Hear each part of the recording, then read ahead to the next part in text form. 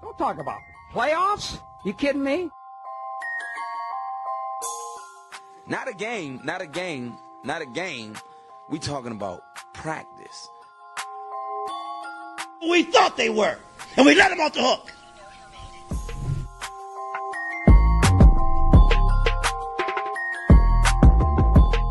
Decide a different league, I'm coming.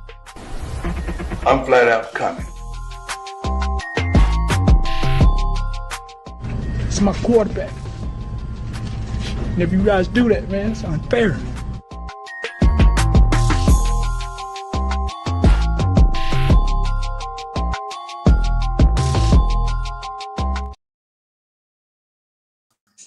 Hello, ladies and gentlemen, and welcome once again to another edition of the Sports Report Podcast. I'm your host, Mr. William B. Morgan. We got a calf the thousand said for you tonight. Got a lot that we got going on, including one of the most famous rants. You saw a little bit of it this morning on Coffee and Sports. We're going to get to him in a minute. But let me go ahead and bring everybody in. First, she is my future baby's mother, who will be named. You know what? I ain't going to go with the name. I'm just going to bring in Erica. What's going on? How you doing? How you doing? How you doing? You say I stay out of trouble there. You saw how I stay out of trouble. I ain't gonna, I see. You're learning. You're understanding now. Like this is a group effort here. Okay, we have to choose together, not just you naming whatever you want. Then whatever I want. And a damn sure ain't naming our kid. Oh snap! Hell no. All right. Next up, let me bring in my co-host and my brother from another mother, the man who delivered the greatest rant ever. My man, Seven. What's up? How you doing tonight, bro? Let's just go. Come on. All right. Next up, real quick, he is my cohort for not only tonight, but also on Saturday nights on the Geek Gauntlet podcast. My man, Ando. Ando, what's up? How you doing tonight, brother? Well, I was doing fine until Erica just completely threw me under the damn bus. Why can't I name kids? Why can't I name kids, Erica? Oh my God! Because HR said you're not allowed to. True story. I did not get that memo, sir. You got to put me as a CC on the memo for it to take effect, man. On the memo. It's easier to talk shit behind your back if you're not looped in. That's kind of look. the I know I got a fat back and all, and it takes time for you guys to be able to say it to my face. But shit, man. All right. No, I'm doing really well. I'm doing really well. We got anybody else to bring in, or can Seven get into his rant that almost I got somebody else. Coffee and Sports this morning? I got someone else I got to bring in. I got to bring my man in, the original player versus team. My man John. John, what's up? How you doing tonight, brother? Let Ando name them damn kids. Thank you, John. Oh my God, John, shut up. Oh my goodness. All right, you guys. I can always count on John to have my back. Thank you, sir. All right, you guys. We're gonna put the focus on Seven. He has a rant. If you missed Coffee and Sports this morning, you missed it.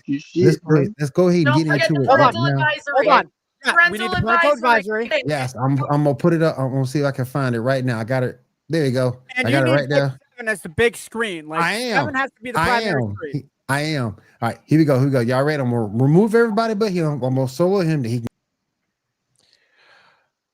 Okay, so for those of you that are tuning in, if you've never seen this show, I'm Seven. I'm the baseball analyst here at Sports Report Podcast, and one of the baseball guys for Wire to Wire Sports as a whole. Now, if you've never seen this show, when I get into my rants, I tend to be a little vulgar.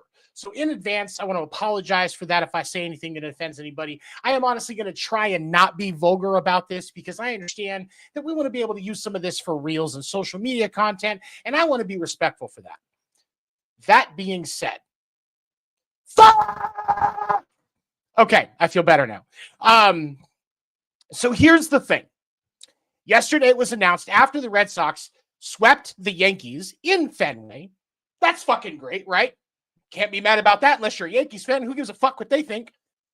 It gets announced within 5 hours. I hadn't even had time to come down from the high of sweeping the Yankees. And now we're having won 5 of 6 of the games against the Yankees this season. A great start for me as a Red Sox fan. My phone starts blowing up because I put my phone down to cook and enjoy Father's Day like a dumbass. And I find out Rafi Devers has been traded to the San Francisco Giants for Kyle Harrison, Jordan Tucker. There's a prospect, James or Joe Tibbs III, something like that. He's number 4 ranked prospect in their system, and a pitching prospect. My first emotion was legitimate shock because I know I've said on this show a couple of times this year that I thought it was the best interest of the Red Sox to trade Rafael Devers because of all of the issues that we've had, the locker room stuff, we're disagreeing with the owners and being at odds with the front office. I felt like it was a necessary move. Truth be told, I was not a big fan of the deal that Rafael Devers with the Boston Red Sox. One thing that people may not really be aware of, unless you're a super hardcore baseball fan, and probably even then, may not know, Rafael Devers led the league in errors, not just in his position, in errors as a fielder, 7 of the last 8 years. 7 of the last 8 years.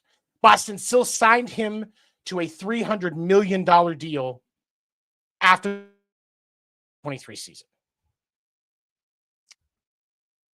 This offseason, the Boston Red Sox had the chance to sign Alex Bregman, one of the best third basemen in baseball. And yes, thank you, Chompin. Thank you, Chompin the Bit. I did forget to mention that the Giants are taking on the entirety of Rafael Devers' contract in this trade. The Red Sox have a chance to get Bregman. Now, I had postulated before that the Red Sox didn't communicate with Rafael Devers about the fact that he was going to lose his spot at third base. Understanding he had led the league in errors 7 of the last 8 years, it's not hard to figure out why. I did find out in the press conference today that was held by, I'm sorry, it wasn't a press conference, it was a Zoom call because Sam Kennedy and Craig Breslow are too chicken shit to do a real press conference. It was actually stated that they did have conversations with Rafael Devers about the fact that this was coming. They did make him aware that it was a possibility. He chose to take the position that third was his position. He's progressed. Bregman got signed. Rafael Devers dug his feet in. Then there was the comments that were made at spring training, both that he's not changing positions, and then at the end of the spring training, once they had told him you don't have a choice, he said that he would do whatever it took to help the team. Then when Tristan Casas went down, he refused to take reps at first base. We've also found out that he also refused to do any charity work. He refused to participate in some of the other team activities. He got mad because Christian Campbell offered to take reps at first base. He got mad because Marcelo Mayer, Romy Gonzalez, Roman Anthony all got reps. And he got mad at all of these things. Rafael Devers got paid and then became a problem. But now let's talk about the other piece of this, because we have to talk about the trade compensation. And this is where I struggle. And I'll bring the other guys back in a second. As I said before, Rafael Devers, one of the best hitters, considered to be one of the best hitters in the game, even though he's only a 280 hitter. There are plenty of other hitters in the game that are hitting above that. Abraham Toro, unknown first baseman or infielder that the Red Sox have this year, is hitting 320 so far. His bat isn't as much of a loss, but he's a home run guy, which can be helpful. So I get some of the issue. But anyway, we look at the starting pitcher, Kyle Harrison. His rookie season, the Red Sox current pitching coach, Andrew Bailey, was still with the San Francisco Giants. He had a 4.15 ERA. That was a small sample size, though, because he only came up at the tail end. He only started, I believe it was 7 games. His only full season last year, 2024, He pitched in 27 games. He started all of them. Had a respectable 4.6 ERA. For a second-year starter, that's not bad. He's hovering around the same this year. Boston did option him to AAA. I think they're going to give him the chance to kind of work and fix a couple of things so that he can be more reliable and then bring him back up. Jordan Hicks. As I stated this morning, and I'll say it again, the dude has the accuracy of Helen Keller. He can throw 100 miles an hour. He has gas in his arm. The problem is you don't know where it's going when it leaves his hand. And that's the problem. The prospect, the higher rated prospect, Joe Tibbs, or James, again, Tibbs the third. I know that part is right. Number 4 ranked prospect in the San Francisco Giants system is an outfielder. Boston already has a lot of jam at outfield. They're already looking at considering trading either Willie Abreu or Jarren Duran to fill in other needs that they have at the deadline as they continue to claim to be buyers. We don't need him. He could be a great outfielder. We got Roman Anthony, we got Marcelo Mayer, we got Willie Abreu, we got Jarren Duran. We don't need him. Red Sox fans are talking about maybe the money that they save they can use to get Kyle Tucker from the Cubs. We don't need him. He's an outfielder. We need infielders. That's been the problem the whole time. Infielders. But the ultimate way that I look at this breakup is we bring everybody else in. Everybody else can throw their stuff in, and we're going to talk about the NBA Finals tonight. This is a toxic breakup. You remember how you were in high school and you had 2 friends that were dating, and then all of a sudden shit blows up. And you're sitting there as a spectator, and you start to look at it objectively because you care about both sides. And you realize that they're both wrong and that they're both being toxic. This is where, yes, Ando, that's a correct statement. This is where I have an issue. The Red Sox could have handled the situation better. The front office could have done a better job. They said it themselves in the press conference today. They could have done a better job. The trade comp was not great. They could have done a better job. Rafael Devers, shirking responsibilities as a star athlete of the team. Anybody that's ever played an organized sport, you have the things that you like to do, but ultimately your goal is to do what's best for the team. Everybody that's, all of these people that are in this room tonight, every single one of us, it's what's best for the team that matters. You put ego aside. You know, the movie Drumline, one band, one sound. I think it's a great quote. So applicable in life. And Rafael Devers lost the band for his own sound. He would not put his ego aside. Do I think he is a great hitter? Absolutely. Rafael Devers is the first hitter to have multi-30 home run seasons to put on a Giants uniform since Barry Bonds. That's an amazing statistic. And I genuinely hope he does well. I'm going to try and find the graphic here if I can. My buddy Evan sent it to me yesterday. But the spray chart for how Rafi Devers hits in San Francisco, the dude is probably going to see a nice little boost in his career as long as he gets his head out of his ass. And I hope that for him, because I do have friends that are Giants fans, and I don't want the Giants to be stuck in a situation where they're overpaying him just like we were. I don't want that. And it's bad for my friends. Now this weekend when we face the Giants, fuck the Giants, but otherwise, objectively, you don't want that. But Boston has 5 weeks to win back to calm the fans down. You got to keep winning games. I know last when I looked, Boston's up on the Seattle Mariners tonight 2-0. Logan Gilbert is pitching, so that's not a small feat. Fuck you, Ando. Just throwing that out there. But for me, well, you can go ahead and bring the other guys back in as I finish. For me, it comes down to 2 things. The organization was not communicating with the star player appropriately. That's a problem. But on the other side, Rafael Devers got paid and then he turned into an asshole. And that's why we're at where we're at. Everything else aside, Rafael Devers got paid and then he turned into an asshole. Yes. And the comparisons of the Luka Doncic trade with this, I disagree. And the reason that I disagree Luka was still willing to do what was necessary for the team. That's why this was so shocking. That's why it was so shocking. It came out of nowhere. It did.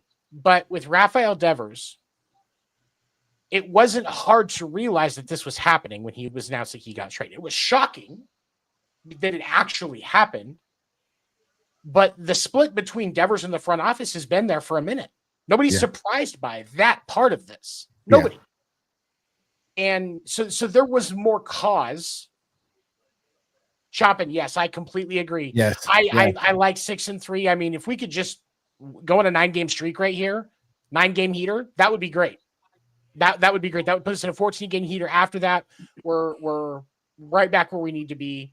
And Craig Breslow has at least saved himself from being able to walk around Boston without getting attacked. Because right now, he's not safe. Like, because Boston sports fans are assholes. Except for I you. say that. Except for you. Oh, it's okay. We all know. You're the only Boston fan I know that's not an asshole. Every Patriot fan I know, asshole. Almost every Red Sox fan I know, asshole. No offense, Case. Almost every Patriot fan, man, it's terrible. It's terrible, man. It's terrible. I mean, maybe it's It's okay. I don't know. Seven was kind of an asshole talking about the Mariners the way that he was. Fuck you, buddy. I said he did. I said he did. It's the thing. Chopping gets a pass. He gets a pass too. He gets a pass too. He joined Chopping us gets tonight. a pass. You get a pass, sir. You get a pass. Kyle, what's up, man? I mean, Steven's an asshole to me, and he's a Red Mo, Sox what's fan, up, man? so I guess I'm the exception. He's an asshole too. That's just because I don't like you, Erica. That's all. Don't take it personal. Damn. What's up, Kyle? What's up, Maurice? We got my man Mo. Seven. We got my man Mo in the house. Did you like Devers as a player in Boston? Because everybody kind of has that love-hate line where they put players whether they love them or hate them. Was That's a he good polarizing for you towards like, oh my God, I can't believe we got rid of him, or thank God we got rid of him because I don't want to pay him for the shit that he's putting us through? I wouldn't call him polarizing. I think that's one of the reasons why I wasn't as behind the deal. Because, like I said, he was a god-awful fielder. Mm-hmm. Awful. Okay? And then when you're bad at your job, you know you're bad at your job. Yeah. Like, you know. You just wait unless for you're a short guy having sex. If you know you're bad, you just waiting on the other shoe to drop. Yeah. Exactly. Like, if you're a short guy having sex, you know you're bad at it. Like, it's just you know. You know. Okay? Seven, are you can't tell me experience about that, bud? And what is the short line? What is the line of being short? Because I want to make sure I don't fall on that. I'm glad I'm 6'3". Hey, to some chicks you're short. Like Angel Reese would be like, I don't know. No, but, I wouldn't be banging Angel Reese. Angel Reese banging herself with all the me bounds she's got to get, man. I don't know, man. She's kind of a baddie. Yeah. I mean, turn the lights off. No, Ando, no. No, look, she's loved in Chicago with all the brick houses she is building, and she is not helping the community. How you going to rebound yourself? God in that city with all the bricks that she's putting up and building houses. How you going to rebound yourself, though, Ando? Bro, I don't play basketball, so I'm not going to put myself in that position, bro. I love the honesty, $700,000 a year to miss fucking layups. Angel Reese like that. Don't do Angel Reese. She just scored her first what was it? So her first triple double? Yeah, it only took her 44 games to do it. Don't do her like that. Shame it on would you, take Ando. you more than 44 games to hit your first triple double. Which is why I don't fucking play basketball. Ando, you could pull a full Joanna Man and be in the WNBA. It would still take you at least a full season to get your first triple double. Bro, I'm not even making a WNBA team. I know that. I'm not Joanna Man was a great movie. Bro, I'm sorry. Brandy Anderson? No, Brandy Anderson is not making a basketball team. That's like. Did you just say Brandy? Brandy was. I'm sorry, Did you just say Brandy? Randy Anderson. Yeah, you're damn right. I can't go by Andy Anderson. No way, dude. Kate Hudson already laid claim to that and How to Lose a Guy in 10 Days. So I can't take Andy Anderson. Oh, shit. You just All showed right, your wife y'all. your stamina by referencing that. Exactly. Any white guy would say Kate Hudson is bangable in that movie. No. I don't know about that. I don't know Kate about that. Hudson is still bangable. What are you talking Don't do about? Erica. I don't know about that. Not in that Pass. movie. John, I got to get your opinion. Would you bang Kate Hudson? You have my back typically. Would you bang Kate Man, Hudson? I had to see her face. I ain't seen it in a long time. So All right, hold on. Let me get my phone. I mean, in all reality, you don't need to see her face because if it's bad, you just put a brown bag over it. You can still fuck Exactly. it. You New Orleans. no, I still know what's under that bag. You New Orleans. And I don't do too well with putting bags over people's faces. I'm black. You know, even if you New Orleans Saint ass, you still know what she look like. It doesn't have to be a white bag. It can be a brown one, man. Why you gotta I'm take just it? saying, man. Make it a black bag. Everybody's happy, man. Come on. I don't know about that bag. either. Is it a black bag from the convenience store? It's a bag. Oh, now you're trying to suffocate her. I've Well, it seen has to be a Django. paper bag. Mo said Kate Hudson can still sleep over. I ain't seen her in a minute, dog. So I don't know. It's been a couple weeks since I've seen her. She might have changed. Her face is She might have changed. She might have changed. I don't know. She might have changed. But anyway, let's move. This is the Disney Wiki fan page of Kate Hudson, y'all. I know Kyle She wouldn't looks do it. like a female Green Goblin. I know Kyle wouldn't do it. You just wish you was gobbling your balls, Evan. Kyle wouldn't do it. I think I just broke Kyle. I know why Kyle wouldn't do it, though. I know why Kyle wouldn't do it, though. I ain't gonna say it publicly, but I know why Kyle wouldn't do it. She had. I can't think of the movie. It was a movie she did with what is it? Dane Green Cook. Goblin. Crazy. I can't think of what it was called. Dane Cook. Was in, she had a little ass in that. Hold on. No, now are we looking at the face? We looking at the ass. That's different. She not. That's not ugly. I mean, she ain't butt ugly. It's her Yeah, Dane ugly, Cook and ugly. Jason Biggs. Yeah, all right. Yeah, that's it. That's the end though. Yeah. Yeah. Fuck. Now I gotta look it up. Thanks, Kyle. My best friend's girl. I think There we that's go. what it is. That's the movie. That's the movie. That's the movie. Yeah. Yeah, with Jason Yeah. Biggs. That was a decent. That was a decent. No, That was a decent movie. That's That the was one a where decent Jason movie. Biggs looks at the girl while the baby's milking and goes, "I'll have what he's having." Yeah, that's it. That was All that right, was the y'all. one where he was the tank. Okay. Yep. Yeah, that was a good. And Alec Baldwin was in it. Dude, that's His an dad- underrated movie, man. That is an underrated movie. Underrated. All right, y'all. All right, y'all. We got Eric in the building. We gonna thunder up. Thunder up. Only because We got Tyrese my- Halliburton is We got we got the Thunder up 75-66 on the Pacers. There, she got a Well, towel. She did the John full Cena with the caveat- towel. Full She did the caveat on John that, Cena. though. She did the is- John Cena with the towel. Yeah. Dun, dun, dun, dun. You can't see me. Thunder up. Thunderstruck. Thunder up, baby. I'm waiting on them to blow this damn game. I am. I just feel like they finna freaking blow it. Listen, Look, I really hope they don't. I hope they can pull it off.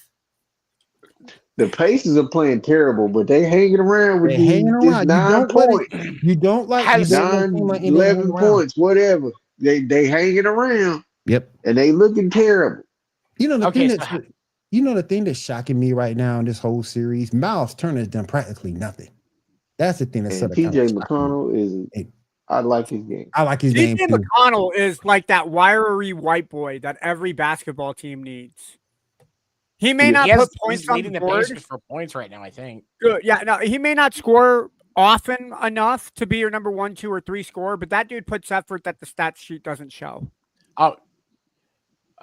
Wait, no. Okay, I stand corrected. TJ McConnell's not leading the team in points. Miles and Siakam both. Miles Turner has 11. Siakam has 14. So, but Yeah. you only TJ have has 3 11. players in double digits, and you're in the third quarter. Oh, baby. But Hold on. But Ooh. you're only down by 8. So if you only have 3 people in double digits, and Not you're only anymore. now down by 6, yeah, that says a lot for your team. I just think that I see that I made a prediction playing devil's advocate. This was going 7. That's John what you did. said. too. Before. OKC needs this win tonight. You Pacers don't want to is go. set. You don't want to go back. You don't want to go back to Indiana and try to tie this in Indy. You don't want that. Nope. You don't want. You that. need to end this in Indiana. If you're down going into Indiana down 3-2, especially with the way Indiana has started this game and now they're coming back. You don't want to put yourself in that position. Nope. Sure about that. The OKC does not want this to go to Game 7. They do not. They need to win tonight. When they get back to Indy, they need to get it done. They putting their starters back in. They're scared. Oh, man. You gotta just. I mean, but what is it? They only have like they have 3:09 left in the third. Right time to so you're coming down to that pivotal fourth quarter, and Indy just hit a 3 to make it 78-73. Man, Erica, I got to hear from you. I know you concerned. I'm telling you, they finna come back. I mean, we've already seen this happen once. So, I mean, we already know that it's a possibility that it's going to happen. And, I mean, that's the way that it's looking. So, I mean, OKC better get some juice or something. They better thunder the fuck up. Thunder up, baby. Thunder up. Oh, they listen, classified it as a never mind. I'm going to just leave it to y'all to say it. I don't even need to say it. I said last week, I like the slogan. I did. Yep. This country is hell, but I love saying it. Especially when Eric is. I love saying it. It is country. This is why one of our kids' names are going to be like Lainey or like Zoe or like some country ass name. Jamaica. Did you say Zoe? Endo, you are not naming our child. Jamaica Morgan. Come on, that's a perfect Reverend name. Let me ask y'all a question, though. Morgan's Reverend business. Jamaica Morgan. Let me ask y'all a question, Joe, on the real. Let me ask y'all a question on the real. And I'll start with Kyle. If OKC loses this series, how do y'all look at SGA? If Oklahoma City loses this series, how do you look at SGA? Kyle? All right, let me give a disclaimer first. I ain't watch one fucking game. I don't give a fuck who wins. He hates the Pacers that much. I don't give a fuck. I don't give a fuck about Indiana. I don't give a fuck. What's up, man? Hold on, I got to answer this about guys. Oklahoma City. Blake Monroe is a damn fine name for a damn fine woman, all right? Don't be hating on Blake Monroe. Go ahead, Kyle. I will tell you like this. If they lose, they are clearly the most overrated team in the West for the past 2 years. They was the number one seed. They were the number one seed last year. Yes, they lost. Were the Thunder the number one seed last year? Yep. And they lost. Never lost. Number one seed this Always year. lost. Got a full roster. Everybody healthy. And still find a way to lose. Yeah, I don't want to hear it. Sounds like the New York Knicks. I don't want to hear any of that shit no more. I'm already tired. The Knicks won't make the finals. I'm already tired of R. Kelly. I mean SGA. He looks like R. Kelly. He dresses like him too. It was the black guy that said that. For crop disclaimer top purposes, it was the black guy that said that. I was gonna say, let's just make sure it was the black guy that said this. Okay, clip that. White people said it. Clip that shit. Clip that shit. Oh man, SGA looks like R. Kelly sometimes. Oh damn! It's like my man John said. This like my man John says. Draymond Green look like Magic Cart. There you go. Yep. No, that's true though. That's true. He do look like Magic Cart. And again, another black guy said it, so white people can't get in trouble. Hey, if they lose. It's a bad look. Hey, there was a white woman that said ginger is a black saltwater fish. Ando, can I do the Geek Gauntlet inside joke that we did? Yes, sir. Can I do it? Do it real quick. We said Janae from Geek Gauntlet Podcast passed a video around saying that gingers are black people.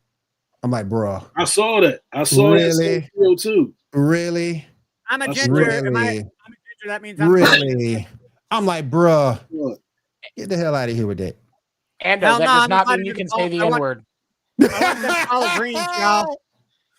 Suddenly, I like women with big booties. Well, if you didn't before, that's your own fault. You ain't dude, exactly. I'm all about the boobs until I became black, and now I like the butts. You've been like that, even before you were being black. Even before you were deemed black, you like them dick though, Ando. Even before you were deemed black, sir. Snickers. Never mind. No, I almost just said, wow. Hold no, on. say it, Seven. Don't be like that. No. We are not trying to get banned off FCC airwaves, sir. And then Seven mutes himself. We are not trying to get banned off FCC airwaves, sir. But anyway, right now it's 83-76. We got about a minute to go left in the third. Look, if Indiana win this series, it changes the way you look at basketball, doesn't it? I mean, because now you go from Case the damn thought of it. But think about it though, because now you go from a big three. Now you're going from a big three mentality to more of a one team basketball and playing team basketball. It changes if Indiana wins. But there's an argument that could be made that some people don't think Halliburton is that guy, so it would be all team basketball.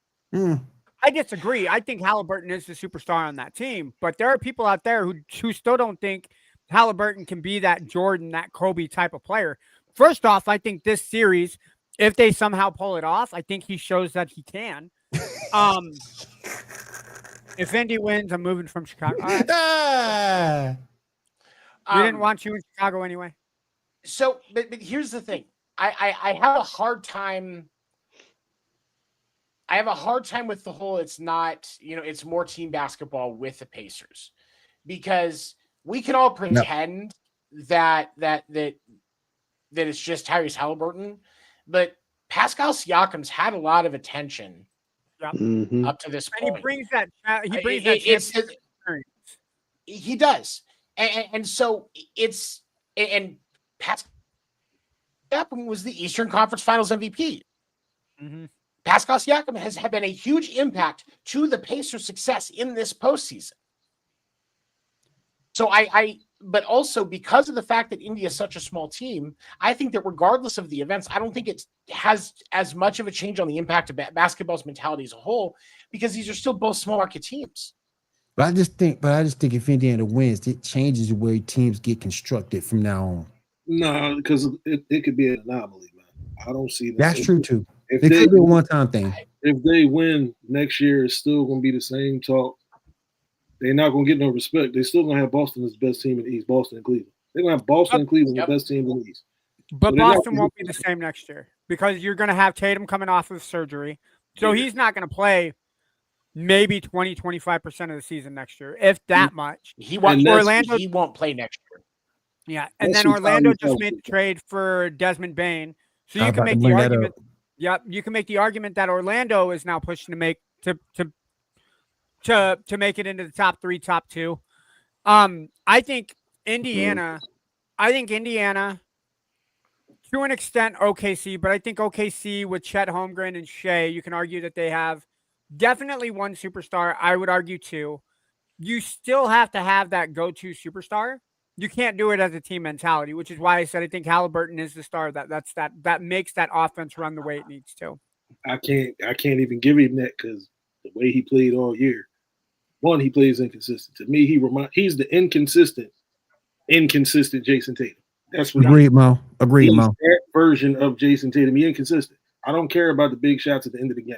He averages like 17. He averages 17 big shots a game? No, he averages like 17 points. He doesn't average 25. Yeah. So he's like the inconsistent version of Jason Tatum. That's what he is. Who's also inconsistent. He's a star. He's not a superstar. Okay. And he's a star. I mean, he definitely hit some big shots in the playoffs. But wait, hold on. Who are you saying was averaging 17, Kyle? Isn't he averaging like 17 or something like that? Halliburton. SGA? Oh, Halliburton. Halliburton. Oh, I thought you were saying SGA was only averaging 17. Like, no, he's averaging probably a little over 30. Yeah, 32. That's why I was like, wait a minute. Yeah, Halliburton probably averaging like 20. Here's a question. Ricky's not their head coach. It's Mark something. Mark Gallinue. Oh, still don't know head his coach name. of OKC. Yeah, I can't even pronounce it, so good try there. I don't even know where he came I just from. call him Coach Mark. That's how I address him. Yeah. Even if OKC doesn't win it, he's still a hell of a coach. The dude's young as hell, so he's going to have a coaching position I would say probably the next 20 years, provided that he doesn't completely blow himself up. But the team itself is still young. Yep. Average age is like That's- 25. I don't. Go ahead, Oh, Seth. no. Well, but what he's talking about Rick Carlisle for the Pacers. If OKC, yeah, Rick Carlisle's still a top head coach. To get Indiana to I this would say point, top. proves I that. would say top 5. Absolutely. Yeah. I don't know if I would put him in the top 3. He's better than Doc I- Rivers for sure. Yeah. And that's all that matters. that's a short. That's not even a fair comparison though. But Oh man. I could be a better coach than Doc Rivers. You better than Doc Oh. Rivers. Shit. And I don't even coach but- basketball. no, You don't even coach, and you still better than Doc Rivers. but hold on. Still be What- better than Tom Rick Car- Thibodeau. I wasn't wouldn't play people in the fourth quarter. We're gonna talk about Tom Thibodeau too. Hairpiece. Didn't Rick Carlisle win Coach of the Don't Year last forget. year? Don't forget, he won in Dallas too. Yeah. I could give him 3. I mean, I don't know that I'd put him Yeah, at 1 or 3 2. So From the 3. issue that I have with Rick Carlisle is he hasn't gotten the I don't think he gets enough of the credit for bringing Detroit the way that they were. Rick Carlisle was the head coach of Detroit up until 2003. You all right? Yeah, I just got a tickle in the back of my throat. He was the head coach of the Pistons Whoa. the year that they had that big malice at the Palace because Larry Bird was still the head coach of Indiana. So Carlisle got fired after the Pistons didn't make it to the NBA Finals in 2003, which opened the door for Larry Brown. Larry Brown then took the Pistons to the NBA championship and won Yes. it against the Lakers. Yes. So to be fair, Carlisle should have gotten some credit for orchestrating and bringing that Pistons team together. Of course, he's not going to. Then, of course, he gets the credit for winning the Dallas championship. I don't know if it was necessarily a coaching strategy that helped him get that championship with the Mavericks in 2011. I wholeheartedly believe that it was Dirk's ability to not want to lose that helped the Mavericks win that NBA championship. I don't know if it was coaching. It was Dirk. Dude, Dirk was on a whole nother level in that Unstoppable. series, man. Like that entire play. What you beat? That you whole beat the finals Blazers? run. That's Yep, that's that the whole toughest finals finals run, run that you'll was- probably ever They see. beat. You could. They I would beat- take.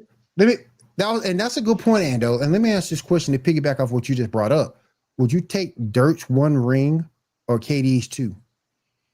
Dirk. Oh, I would take Dirk's Give one. me Dirk. Dirk's Give me one. Dirk one. First off, He Dirk was beat the headline Kobe. of that team, Mm-hmm. and I think And it's- Braun. Yep, And Wade. And Bosh. Yep. Yep.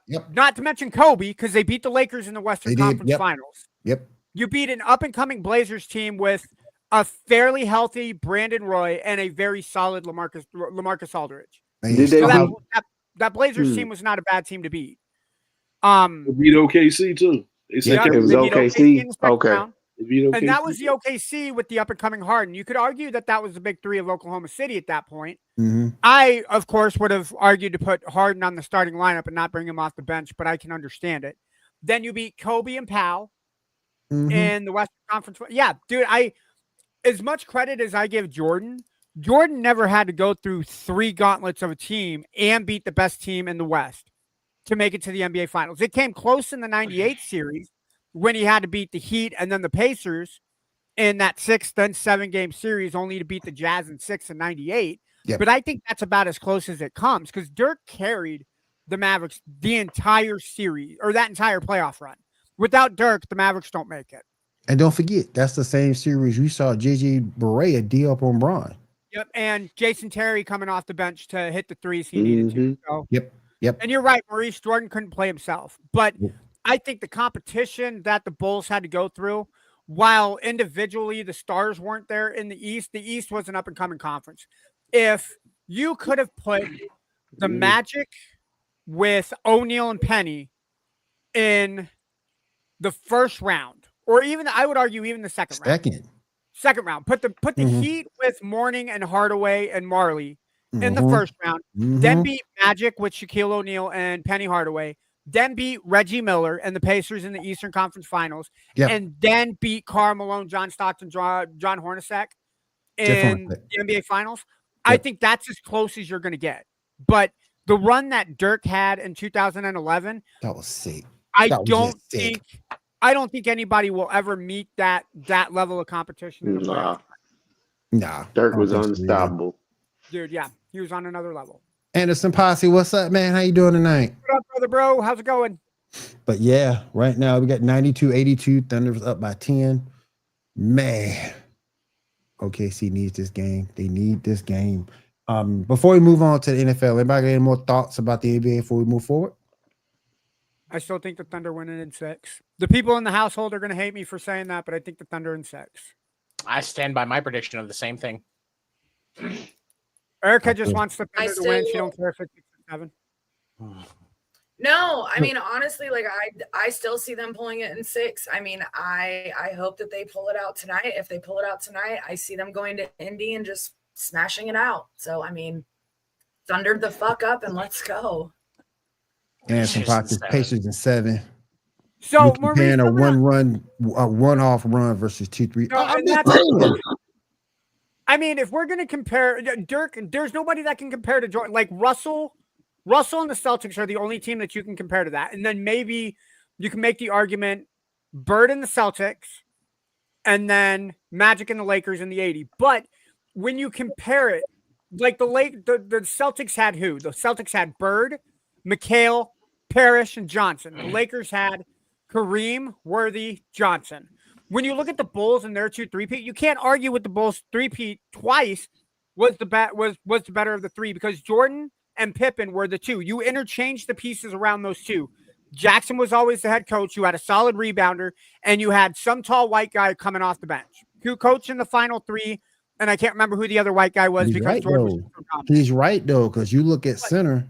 But if you look at center outside of Bill Cartwright, who you brought in? Will Purdue. You didn't have anybody on that Lonely. Bill Lonely. Yeah. The last 3 you did. The last 3 you could.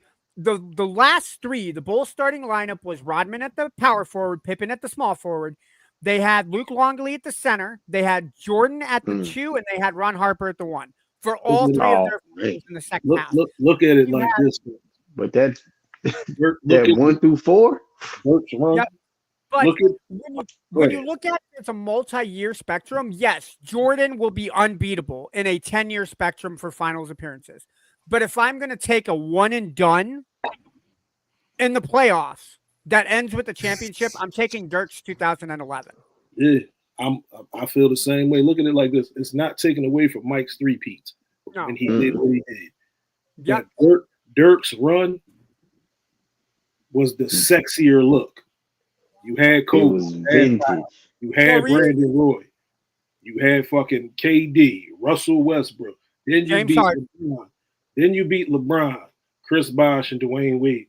Mike's runs were cool, but them compared to them is different. Yeah. I mean, don't get me wrong. Mo asked this question. No. I think so. No. I think so. No. No. I don't think so either. No, they have nothing for either. They have nothing for Shaq. That's an easy 60 piece. Yeah. Yeah, they didn't have a big Shaq. They had Brendan Haywood or some shit like that. I think Brendan Haywood was who they had classified. But does Dirk torch Shaq? Oh, yeah, absolutely. On the other end. Who's covered? Like, okay, so who's the power forward? Is it going to be They had Horace Grant? They have Horace Grant ain't covering out that far. Yeah, Horace Grant was on that team. They had Nick Anderson. They got replaced by Horace Grant. Jeff Turner ain't going to cover out him that far. But look at again, we going to base it on the times too, but look how they play defense back then. Yeah. All right, I do want to move on. All right, over to the NFL real quick. Mo got on me on Coffee and Sports this morning. I got 2 KC fans with me to back me up on this. Mo got me though. He got me this morning. I go say him a lot. Are we talking about the top 5, top 10 offensive? Top 10 NFL offenses, and I bring this up. Ando, you was in the chat. You listened. Yep. If you going from last year's list, number 10 was the Chargers, number 9 was the Vikings, number 8 was the Bengals, number 7 was the Packers, number 6 were the Eagles, number 5 were the Commanders, number 4 was the Tampa Bay Buccaneers, number 3 were the Ravens, number 2 were the Bills, and number 1 were the Detroit Lions. That's last year's list. Now we're going into being more of a prediction type deal because the season hasn't started. Yeah. I got a problem with this. number 10 was the Kansas City Chiefs. And my point was this: you had injuries. Mm-hmm. Kelsey had a down year. And I'm not saying they'd be world beaters, but I don't think they deserve to be 10. I will put them a healthy team with Rashee Rice coming back, Isaiah Pacheco coming back. You know Patrick Mahomes is going to be good. I think they're at least 9 or 8.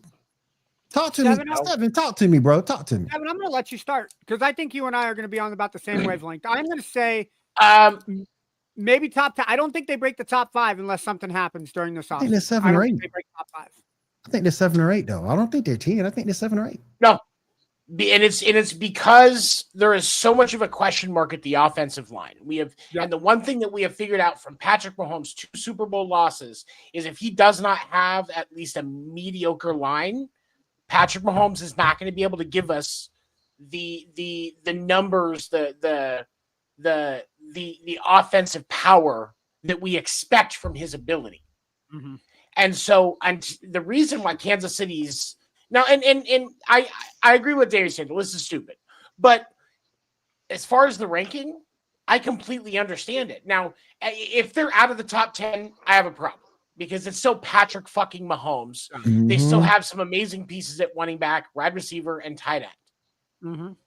But that offensive line is enough of a question mark that I can't. That like me personally, I can't put him in the top 5. And I'm a Chiefs fan. I just say 7 or 8. I just say 7 because on that list, 7 or 8, but I can justify 10 because on that list, the Denver Broncos were ranked ahead of them, and I got issues with that too. No, they should be. Yeah, I mean, because they should be. I definitely agree with 7. Like, there's no need for them to be 10. So Denver added Evan Ingram this year from Jacksonville, and he proved that he can play. Who did they lose? Denver didn't lose anybody. I think they lost Javonte Williams to the Dallas. Oh no! I know, right? I know, right? But you asked if they lost anybody. Wait. Who? Yeah, Javonte Williams. but here's my thing. Bo Nix, and I said this last year, Bo Nix is a legitimate quarterback. Mm-hmm. And you have put him with a coach that is really good with legitimate quarterbacks. Yes. In Sean Payton. There have been pieces in Denver for them to cohese, come together, and actually make an impact and give Kansas City pressure in the AFC West. This has been building for a few years. Denver absolutely should have huge potential and should be ranked higher than Kansas City because there are not near as many question marks on Denver's offense as there are in Kansas City's. What do you think, Kyle? You think KC is ranked at 10? You think that's the right ranking for them? No, they could have gave them a little more grace. They could have put them between, I'll say between 7 and 8. That's what I say. 7. I mean, again, like you said, they could these. First of all, again, season hasn't started. No, they just need something to do. That's all, to get people talking. That's exactly what that is. They need something to talk about. Yeah, it's just to get the argument that I will make is on paper, yes, the Chiefs have at their wide receiver position alone, Rashee Rice, Hollywood Brown, Juju Smith-Schuster still on their roster. So if that wide receiver core, I think Xavier Worthy is another one. If you can keep those 4 guys healthy. Hold on. What's up? You're forgetting one thing. Everybody in Chiefs Kingdom is trying to pretend that this isn't coming. Rashee Rice is going to get suspended. I forgot about that. And unless the NFL wants to completely piss off every organization in the country, they have to give him at least a half-season suspension. 8 games at a minimum. Because if you give this a 2 or a 4 or a 6-game suspension, it's going to be a problem. The dude walked into a hit and run accident with felony level damages. Yes, he's taking care of everything. He's cooperating with investigators. He's taking responsibility. But plenty of guys have made mistakes and taken responsibilities and had their entire season go down the drain for less than what happened here. Yes. Fair enough. Yeah. So we have to take that into account. I will say this because, again, y'all are Chiefs fans. I respect damn near every team they play. They don't have a scary wide receiver group. I'm sorry. No, and they still Mahomes is still putting up 4,000 yards a year with the ragtag of receivers. No, what I will say is we saw Tom Brady do the same thing with Bones too. Not Bones. Facts. With Facts. we saw Brady do the same thing. Yeah. Let me go over the rest of the list real quick. Get y'all thoughts. They got the Cincinnati Bengals ranked at 9. They should be 14. And they should not be in the top 10. Fuckers, hold on, because I think the Bengals are a playoff team if that defense is even 20% better than they were last year. We got out there and played better than them. Yeah. You had Joe Burrow put up 40+ touchdowns, less than 10 interceptions, throw for over 4,500 yards, and your team doesn't make the playoffs. That just speaks to how bad that defense was. Terrible. Their offense was on point. Defense. The Bengals, I would honestly put the Bengals in the top 5. If it's a list that I made personally, I would say Bengals are in the top 5. Then they got the Green Bay Packers at 8. I'm okay with that. Here's the travesty to me, even more than KC. They got the Philadelphia Eagles at 7. Come on now. Really? Are you saying that as a bad thing or good thing? Come on now. The Eagles at 7? Come on now. Oh, man. Come on now. Well, you didn't answer my question. Is that a good thing or a bad thing? Should they be higher? They should be higher. Okay. You don't agree? They might be basing that on some of the losses. That could be based on some of the losses they had. You got the Denver Broncos at number 6. You got the Detroit. I know. You got the Detroit Lions. With the Lions is how is that offense going to run without Ben Johnson this year? Right. That's the only question that I got. Right. You got a Which Commander. Means you could argue to say that the Bears should be in the top 10, depending on how Ben Johnson runs that offense. Then you got the Commanders at 4. I'm okay with that. You got the Ravens at 3. They added DeAndre Hopkins. I'm okay with that. You got the Tampa Bay Buccaneers at 2. Depending on how Chris Godwin and Mike Evans comes off their injuries, I'm okay with that. You got the Buffalo Bills at number 1. I wanted to say one thing. The Bears should be in the top 10. Mm-hmm. The Bears realistically. Who are you taking out though? They should be the Bengals. The Bengals shouldn't be in the top 10. That's an easy switch. Okay. You could even justify moving Kansas City down to 9 and putting the Bears at 10, and the list makes more sense than it does right now. Because I can justify Kansas City at 10, but they should be, like you guys said, 7 to 8 is reasonable. The Bengals should not be in the top 10, and the Bears should be at least on the outside edge. What about the Jets? Damian says the Jets should be in the top 10. No, they shouldn't even be in the top 20. They've got to earn it. Yeah. No. Yeah, I like Justin Fields, but you don't know what he's going to look like. Because they're not. I'm going back to basketball. I'm going back to basketball real quick, and then we'll get into 7's MLB stuff. John, I'm coming to you first. KD looks like he's going to be traded. Where do you see KD going and why? I'm hoping he's coming to the Rockets, and we can get rid of this inconsistent, half zesty Jalen Green. Don't do that man like that. I don't like that part of it. I don't. Zesty. As a Suns fan, fuck that. But Kyle, what do you think, Kyle? You're covering your face. I'm just saying. Hey, who's more zesty, Green or Towns? Who's more zesty? Cat. Towns. Yeah, Kitty Cat. Cat got it beat. Yeah, Cat got it beat. Yeah. But yeah, I mean it's been looking like the Timberwolves are still like kind of in the front of this. Yeah. That I still don't know how to work or how they'll win, but would they be a playoff team? Yeah, but I don't know, man. They still don't seem like they could take out the Thunder or anything to me with KD. So, Kyle, where do you think KD goes? I don't know. I'm at the point now. I kind of think he's gonna stay on the West. I was wondering, like, maybe he might go to the East. I think he's staying on the West. Now, they were flirting with, he might go to the Spurs. No, he's not. He's not going to the Spurs. He's not going to the Spurs. I wouldn't be surprised, and this shit far-fetched because of Magic Carp. I wouldn't be surprised he's going back to the Warriors. But I was just thinking that. He said Magic Carp. I don't see him like Johnson. Minnesota doesn't make sense.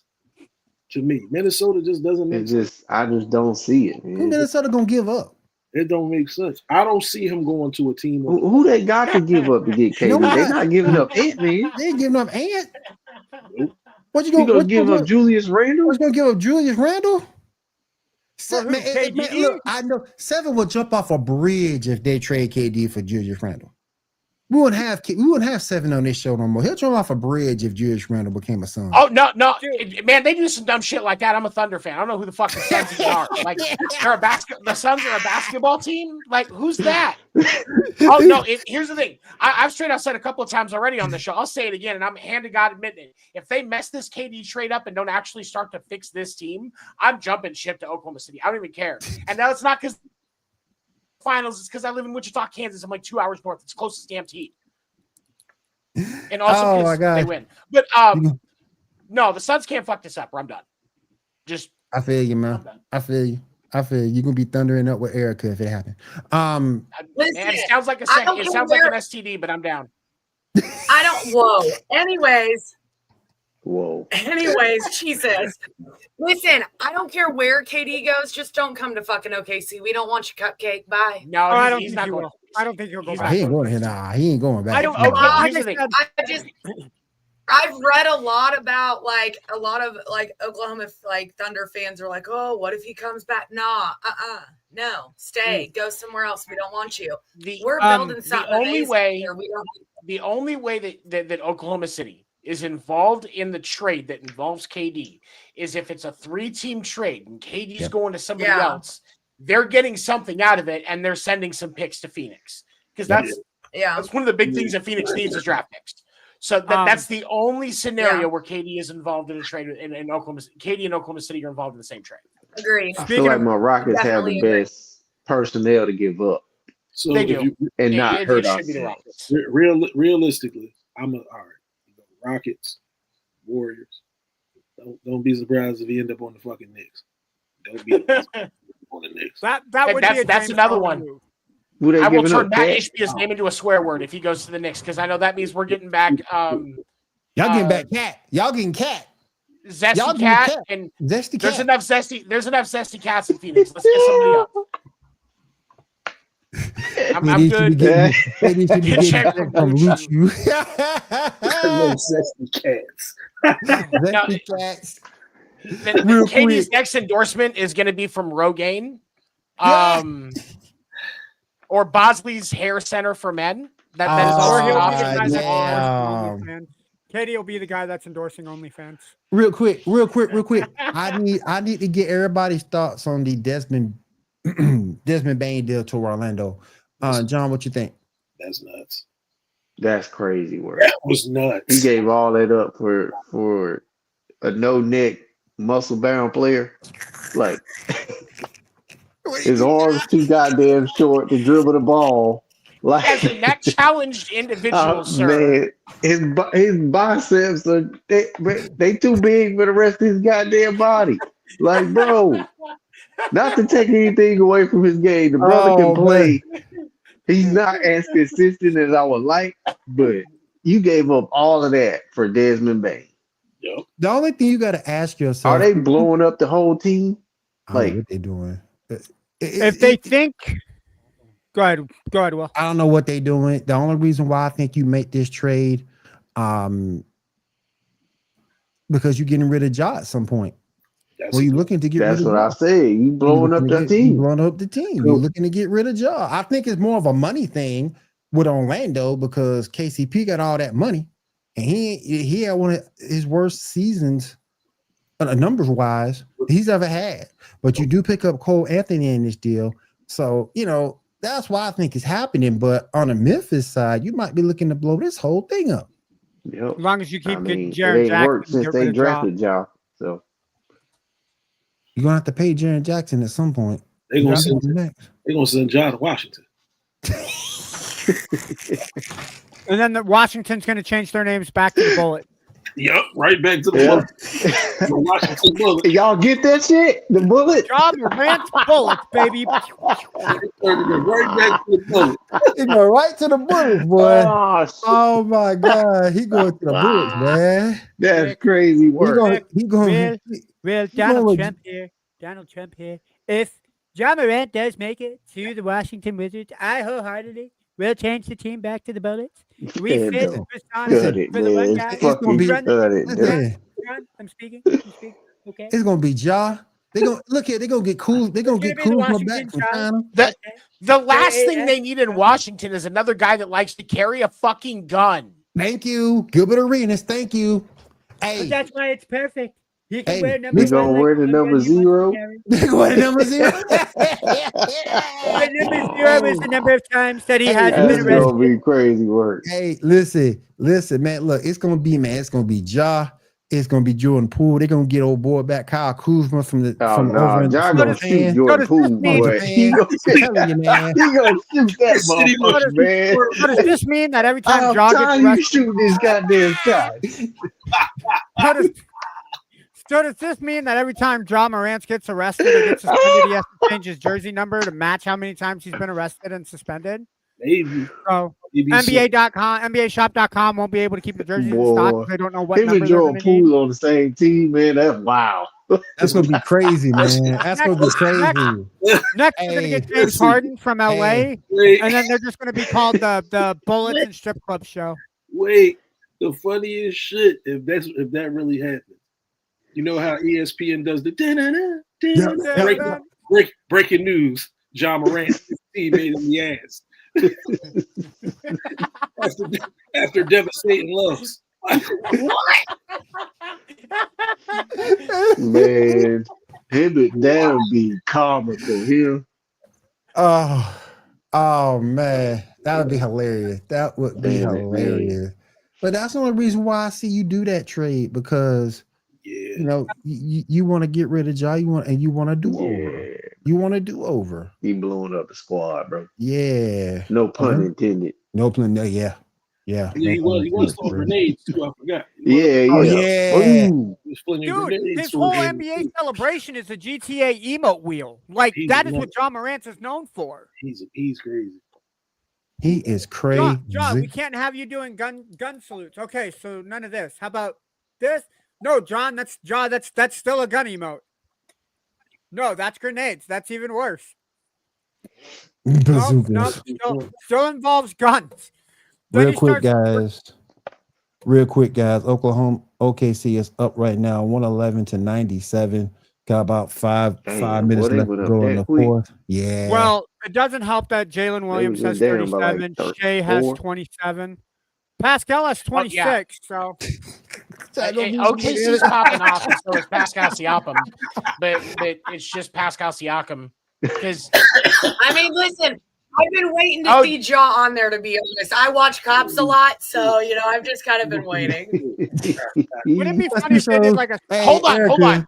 I do want to say I would love to see some seasoned 15-year overweight cop trying to chase Ja Morant down the street. That would be the funniest fucking episode of Cops I've ever seen. Hey, man, he hopping fences like you ain't never seen before, boy. So it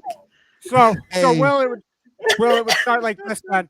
Officer Anderson with the Memphis PD. We have somebody pulled over here. Last name Morant, first name Ja, and he just took off. Shit. Yeah, we had him pulled over for a warrant for gun arrest. Apparently, he has the entire GTA locker room and his goddamn lemur just going over the fences. Heck yeah. Can't catch that motherfucker, boy. First pool gets drepped by Draymond, not capped by Ja. When keeping it real goes wrong. What happened when your first name is Jordan Poole? Oh man. Oh, Jesus man. Oh my goodness. Let me see here. I don't know. Jordan Poole and Ja might end up in the club together. They might. I would say John James could be in the club, but James is too busy getting his beard coated with women's vagina juice.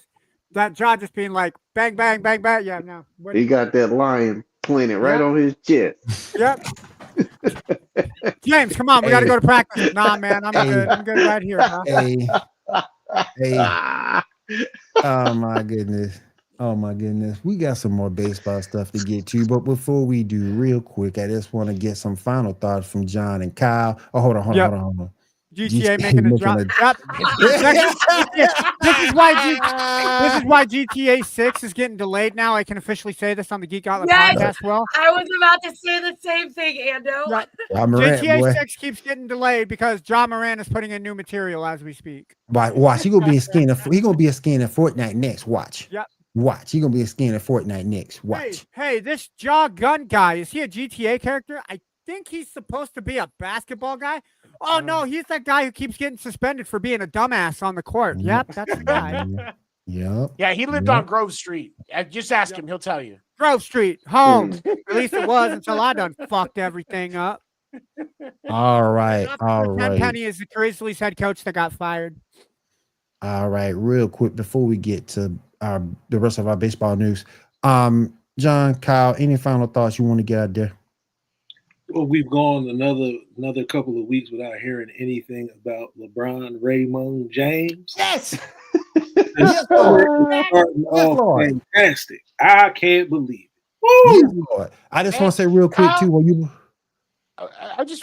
are you gonna do with all your time when LeBron retires? You don't have to hate him anymore. Like, do you have another hobby lined up? He's still gonna hate him. Find somebody else. I'm still hating, so it doesn't matter. He's gonna find somebody else. Hating LeBron is a full-time job, bro. And loving him is a full-time job too, because Nick Wright came out with another thing about him and Kobe and 3-point shooting. His name is Professor Snape. Yeah, Professor Snape. Yes. Oh, yeah, the cut. Yeah. Like, come on, man. I can't cut it, brother. Can't stand Nick Wright, man. Come on, man. He look like a King Cobra. He look like fucking Severus Snape. He looks like an American Severus Snape, and it gets worse every time I see a new episode. And this shows you the magic of Hair Club for Men, because I remember not too long ago he was damn well near bald headed. Not too long ago. You know what you're saying? Now he got hair. Kevin Durant needs to take a page out of Nick Wright's class. He could have. He could. No, he can't. No. When he hangs them it up, P's too far gone. They've been there too long. When he hangs it up, I don't have to worry about hearing shit about him playing basketball. I don't have to hear that. Oh, but I might direct some of the venom towards his bum ass son. His son won't be in the league once LeBron's gone. Wait, hold on, Bronny's done. That's okay. But really quick, Jalen Williams has now dropped. He's officially dropped 40 in the game. Damn. Yeah. This is a J-Dub game, y'all.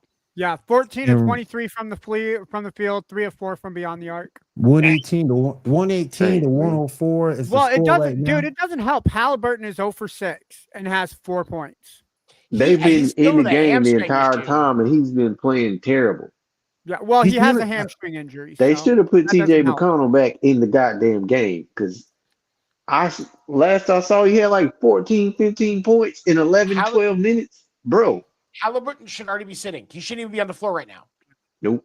They should have left TJ McConnell in the game, because he was cooking. You're going to need him in 3 days. With the business. Sit his ass. Yep. We're going to need him 3 days in the game at home to tie it up. And we've already seen the other team win on the other floor. So OKC can definitely win that game in Indiana and win the whole thing. So we shall see. Benedict Mathurin has 18. Obi Toppin has 12. McConnell has 18. Oh, sorry. It was McConnell that has 18. I'm sorry. Benedict Meredith has 7. Yeah. Leading scorers. They have 5 guys with double digits. But when you have one person scoring 40, one person scoring 29, and your superstar who's supposed to put up 25 has 6. Yeah. All 4 of his points have come from the line today. This is why I wasn't worried about the scenario with OKC losing. Because you don't have enough depth. The team crumbles if Halliburton can't drop dimes. Those were Paul George like numbers just to. What's worse is Turner's been on the floor. Not Pacer Paul George, though. Oh, no. Not Pacer Paul George. Not Pacer Paul George. Current Paul George. Okay. Current Paul George. Yeah, Clipper Wait, are we talking current basketball player Paul George or current podcaster Paul George? We're talking about the podcast. Okay. Podcast. Want to make sure I got my guy right, Con. Yeah, there you go. Podcast. We talking about podcast. Hold on. Can we just say it's ironic that Paul George is the greatest Thunder / Pacer in history, because that man set up this finals with his trades between 2018 and dude, look at the history. No. Paul George has his fingerprints on this game. No. Because there are trades. There are trades from this game when Indiana traded for Paul George to go to the Thunder. There are players from that draft that are on this team. And then when Oklahoma City traded Paul George to the Clippers, there are people from that draft class that are playing. I ain't giving Paul George credit for nothing. I ain't giving him credit for nothing. You got to give credit to Paul George. I ain't giving him credit for nothing. Look, it's the only time Paul George is going to make it to the NBA Finals. Okay? Nothing. I ain't give that man credit for nothing. That man is stealing money from the Philadelphia 76ers. Michael Jordan never did anything like that. Michael Jordan's trades never sent two teams to the NBA Finals. But look at what Podcast P is doing right now. He's stealing money from the 76ers. Yes. Stealing it. So is Ben Simmons and Joel Embiid, and we don't criticize them. And they wrong too. Okay, remember that conversation we had earlier about when you're shit at your job? Yeah, okay? There you go. That's Paul George. If you can get paid that much money to be a short guy fucking, you're going to take that money to be a short guy fucking. That's all I'm going to say. Hey, man. That's all I'm going to say. Love too. Short dudes need love too. Thank you, John. I knew you had my back. I said midgets. Keep looking out, bro. He said midgets. He said midgets, though. Short guy fucking. God damn. Hashtag that. Somebody hashtag that. Somebody clip that for your boy. Somebody clip that for you. Hashtag it. I can stand up on the bed. Hashtag it and clip it. We got about a minute and 50 seconds left. Thunder up 120-107 over the Pacers. Thunder up. Can we, before we go to baseball, I know we got bills and shit we got to pay, but before we get to baseball, can we talk about Arkansas and Murray State today? Oh, the College World Series game. I forgot. Yeah, College World Series game. Yeah. I forgot about that. I forgot the kid's name. I know his last name is Gage Gage Wood. I think was his name. Gage Wood. Yep. Yes. Gage Wood threw all 9 innings in Arkansas's 3-0 win over Murray State today, and threw a no-hitter. It is only the 3rd time in College World Series men's baseball history that a pitcher threw a no-hitter. First time since 1960 that it was done. That's amazing. That's right. And then I'll add my little baseball connotation to it. Seven brings up on this show all the time the Savannah Bananas. I found their TikTok page. Oh my goodness. Y'all need to go subscribe to that page quick, fast, and in a hurry. Because they sold out the Panther Stadium last weekend. I think they showed out. Yeah. They've sold out Clemson's football stadium 3 times. Mm-hmm. Wait, no, last year they played him they actually played him at the baseball stadium because they played Clemson's baseball team last year.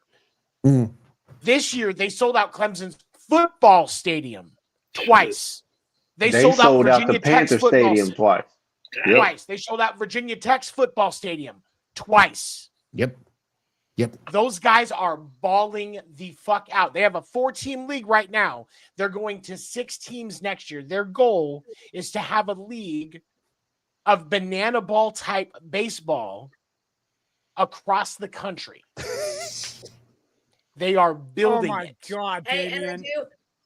And I do just want to add about the Savannah Bananas. I don't know if anybody knows, but Jocelyn Allo, that played for the Oklahoma Sooners, she signed a 1-year contract with the Savannah Bananas. No, it was a 1-month deal. That was a 1-month deal. Was it a 1 month? I thought it was 1 year. It was a 1-month deal. It's not to say she won't come back next year.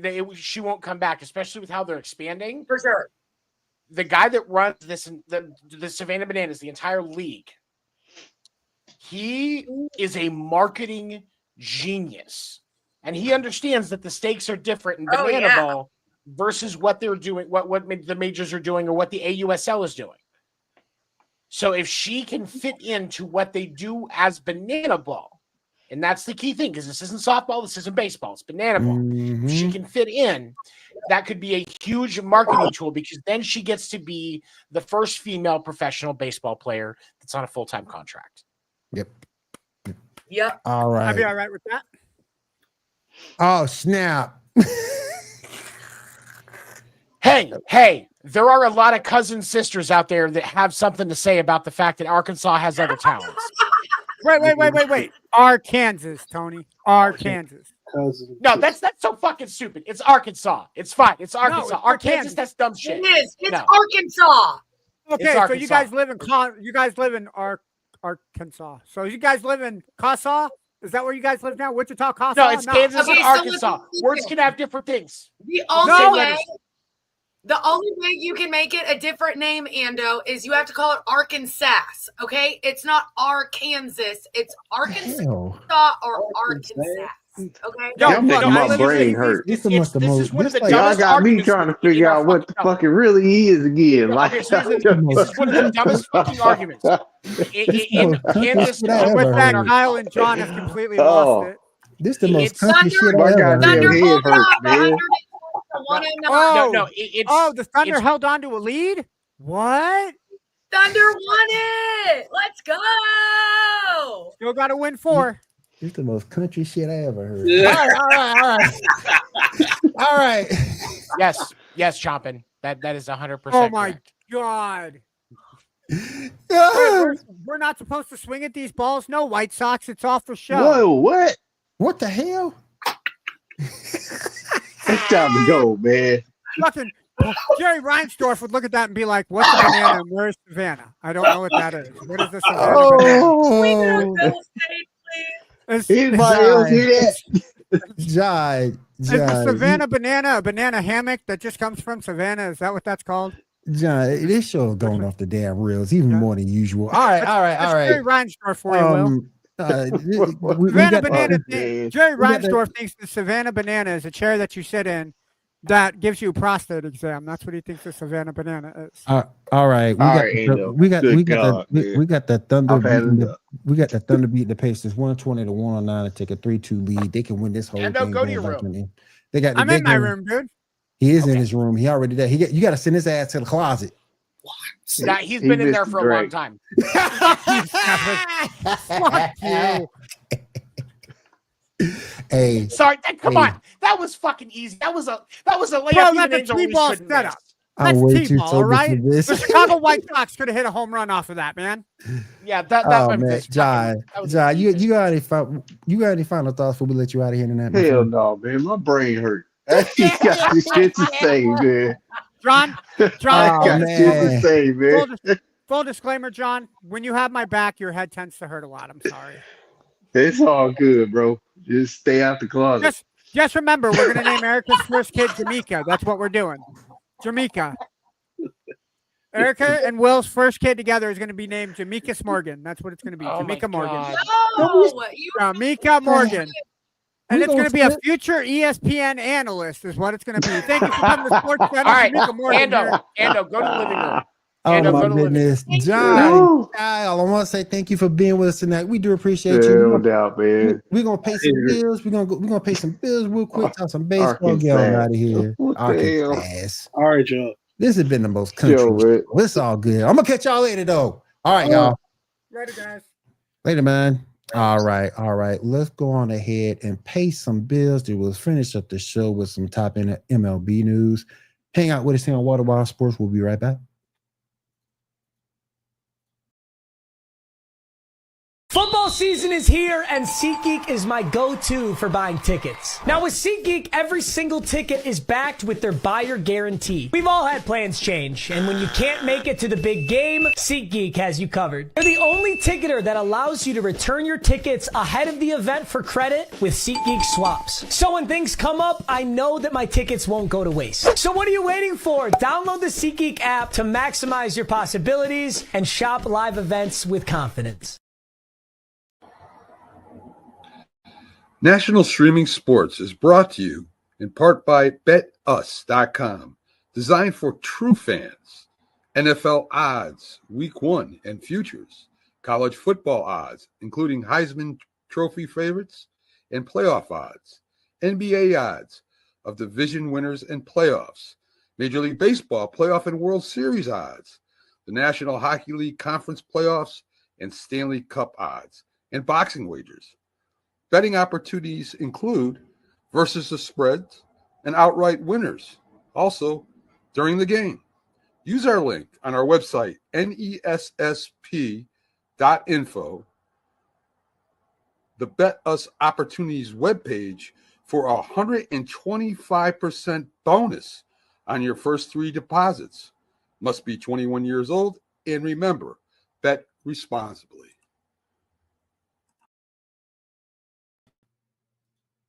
All right, you guys. Before we let Seven go, I'm sorry. I gotta put this up. I just have to put this up.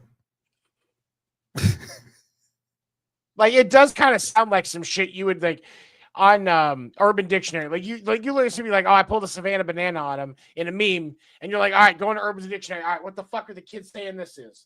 And you trying to figure this shit out. Like, that's kind of what it sounds like. Really. Oh my gosh. He's not wrong. He ain't wrong.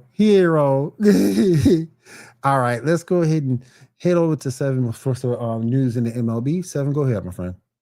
So the craziest thing, like with the Rafi Devers trade, it is almost completely flying. It is almost flying under the radar. The fact that Shohei Ohtani pitched in a game for the Dodgers tonight. Yeah. He pitched 1 inning. He was 28 Erica, pitches. you got to smile. That's your boy. He's pitching again. That's your guy. We had. That's not her guy, friend. Bloop single to Fernando Tatis, a wild pitch, a line drive single that was hit by Luis Arias, a sac fly to Manny Machado, and then ground outs to Gavin Sheets and get Xander Bogaerts. 28 pitches, including one 102-mile-per-hour pitch and an under 99.9.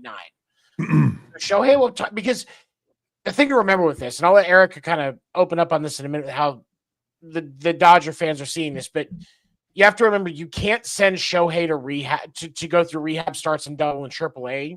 You kind of just have to let him get time in at the major league level, because you use him as a DH the other days that he's not pitching.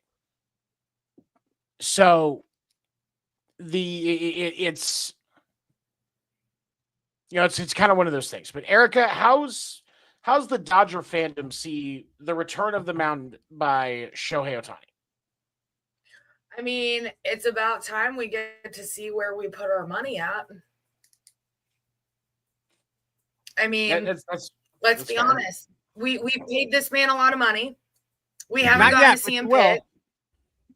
Well, yeah, but because all of it's deferred. We spent all this money on him. We weren't able to see him pitch. Now we are, even though it's just one game. And like you said, we're not able to send him for rehab. So, I mean, you can't have your cake and eat it too here. So we kind of just have to work with what we can. But I'm excited to see what he can bring to the table. I'm excited to see what more we can get done. You know, I hope that he's able to progress forward and do better than what he did tonight. But yeah, I mean, fan base too, it seems like they're kind of on the same page. Like we're just ready to see where we put the money at. I kind of feel like the right thing to do for him, because you've invested so much. You don't want him to blow out his arm, because this is coming off of a second TJ. And you still want to be able to use him at bat. And if he blows out his arm, you can't use him as a hitter. Can't use it at bat. You definitely want his bat in your lineup. Am I kind of right in looking at this like they should be working towards him just being a closer from here on out as a pitcher? I mean, why wouldn't you just do that? Because exactly like you said, you don't want to take any risk. You don't want anything. He can produce in no matter what situation you put him in. So use him as a closer, because in all reality, that's really what our bullpen needs a lot, but our bullpen needs closers. We need closers. I'm going to play devil's advocate here. Okay, go ahead. You're a Mariners fan, so you're used to that. Okay. Yep, I knew that was coming. Okay. Home run. Got it. No, but for real, I think it's better that he starts the game, because you don't want to put a guy who hasn't pitched in a situation where he has to keep a game close. I think by having the 28 pitch first inning, it gives the Dodgers time to catch up, right? Because you don't want to put Shohei in a situation where, okay, it's the bottom of the 7th, you're up 2. Now Shohei goes out there, has a really bad inning in this first appearance back.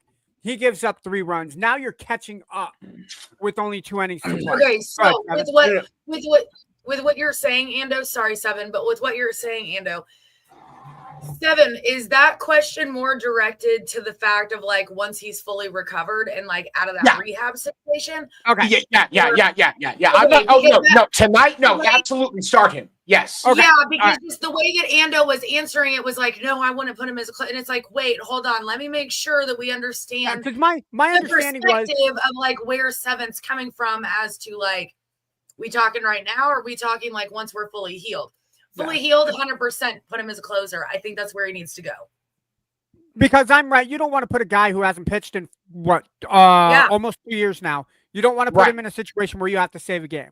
So No, you don't want that first out to be. No, I wholeheartedly agree to put him in at the beginning of the games, because obviously, it's every 5 games a pitcher pitches that they're allowed to pitch is once every 5 games. So if he's a starter, that's typically what they're going to do is once every 4 to 5 games. Okay. Just depending on off days and everything like that. Yeah. But then he's still going to throw while he's not playing or while he's not pitching, like during practice. I'm sure they're going to still throw 15 pitches and see how it feels. A situation like that, I'm totally okay with that, especially if the plan is to have him as a closer. I think you guys agree that it's beneficial for him to kind of warm up at the beginning of the game until he gets kind of his feet wet again. Sure. Yeah, that's fine. That part I don't have a problem with. Yep. Even without him. But then again, let's be honest here. We're talking about the Dodgers and who runs the Dodgers. So hold Dave on. Roberts, because the Dodgers just put a home run up. They are now up 3-2 on the Padres in the bottom of the 4th. So the 2 runs that Shohei gave up, they already covered. So, but even without him, you're still up 2 in the West. You've won your last 3? Yeah, so but no, we won the last 2. Now. Last 2. But they can't be comfortable because now that Rafi Devers is going to be spending half his games hitting him at Covey Cove. True. The Dodgers have to fucking tighten up. Because the Giants are right behind you. They're only 2 back. They are. And until this series, the Giants were fucking nipping on their heels, and they won the first game of that series. And I believe after that first game, it was tied, wasn't it? You guys were tied for the division. I think it was. Yes. And then you guys won the next 2, so that's why you're 2 games up. Right. So, but yeah, that's what I'm saying. Like, the Dodgers have to put pressure. The Dodgers are now under pressure to the end of the season.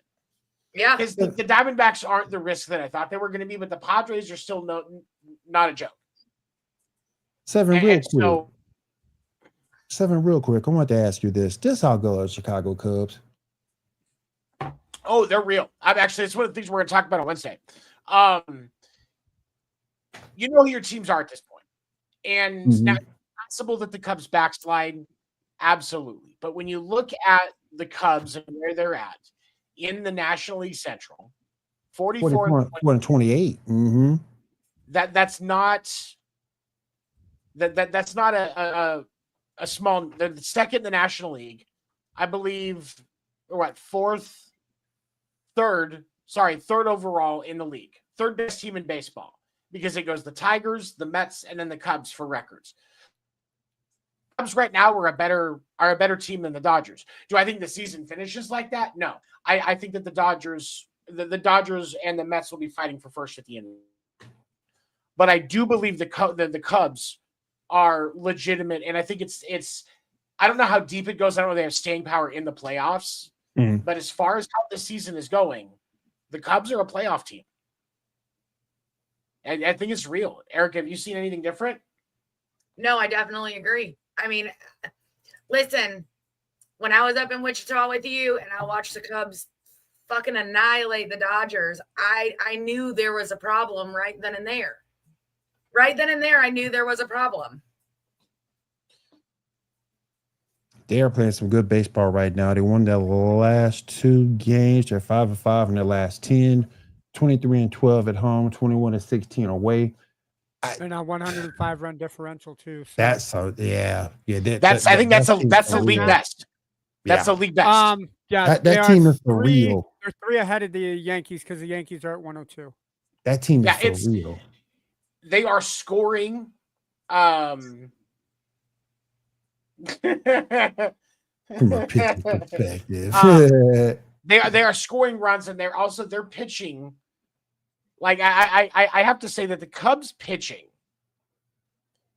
it has been criminally underrated as a team this year. Because, like, for example, when you look at, we'll say the top 5 teams in the National League, the runs that they've given up, 280.